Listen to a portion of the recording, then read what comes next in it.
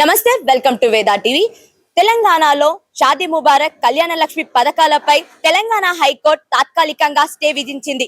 ఇది తెలంగాణ ప్రభుత్వానికి ఒక ఎదురు దెబ్బగా నిలిచింది. మరి దీనికి సంబంధించినంత వరకు కూడా అసలు ఈ పథకం తాత్కాలికంగా ఎందుకు ఆపేశారు అనే వివరాల్లోకి వెళ్తే మాత్రం ఇంతకు ముందే తెలంగాణ న్యాయవాది అయిన విజయ్ గోపాల్ ఈ పథకము చట్టబద్ధంగా లేదు అని చెప్పి కూడా పిటిషన్ అయితే దాఖలు చేయడం జరిగింది.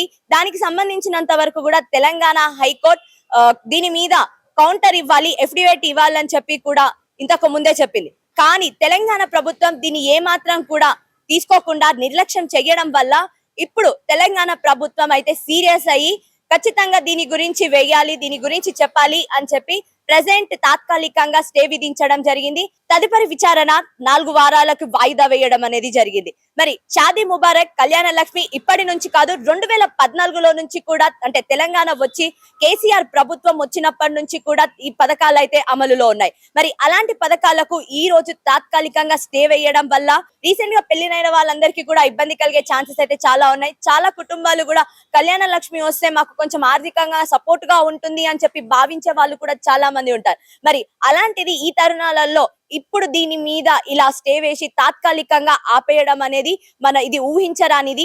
తెలంగాణ మొత్తం కూడా, తెలంగాణలో ఉన్న ప్రజలందరూ కూడా దీని మీద అయితే ఒక ఆశ్చర్యం అనేది గురవ్వడం అనేది మనం చూడవచ్చు. మరి దీనికి సంబంధించినంత వరకు కూడా తెలంగాణ ప్రభుత్వం దీని మీద ఎలా కౌంటర్ ఇవ్వబోతుంది అనేది అయితే వేచి చూడాల్సి ఉంది.